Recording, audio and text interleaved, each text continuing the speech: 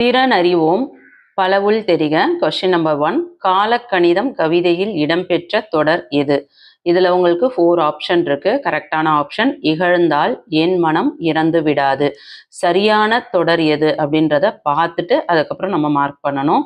So காலக்கணிதம் கவிதையில் இடம்பெற்ற தொடர் என்ன அப்படின்னு பார்த்தோம்னா இகழ்ந்தால் என் மனம் இறந்து விடாது. அதுக்கடுத்தது கொஸ்டின் நம்பர் 2. காய்ந்த இலையும் காய்ந்த தோகையும் நிலத்துக்கு நல்ல உரங்கள். இத்தொடரில் டேஷ், அதாவது காய்ந்த இலைய சருகுன்னு சொல்லுவாங்க, காய்ந்த தோகைய சண்டுன்னு சொல்லுவாங்க. ஆப்ஷன் 4 இ ஆன்சர், சருகும் சண்டும். Question number 3. என் தமிழ்னா என்பதை பிரித்தால் எவ்வாறு வரும்?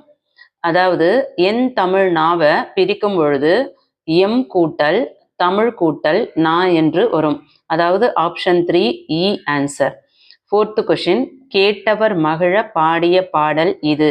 தொடரில் இடம்பெற்றுள்ள தொழிற்பெயரும் வினையாளனையும் பெயரும் முறையே கேட்டவர், அதில் அருன்னு வருது இல்லையா? ஸோ இது உங்களுக்கு தொழிற்பெயரை வினையாளனையும் பெயரை குறிக்கும். அதே பாடிய பாடல் அல்னு வருது இல்லையா? அது தொழிற்பெயரை குறிக்கும். அப்ப பாடல் கேட்டவர் இதுதான் உங்களுக்கு தொழிற்பெயருக்கும்.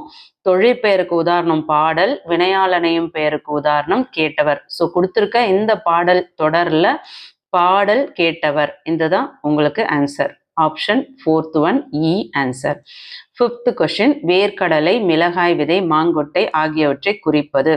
வேர்க்கடலை மிளகாய் விதை மாங்கொட்டை இது குலைப்பெயர் வகையா, கிளைப்பெயர் வகையா, மணிப்பெயர் வகையா, இலைப்பெயர் வகையா அப்படின்னு கேட்குறாங்க. இதுக்கு ஆப்ஷன் மணிப்பெயர் வகை.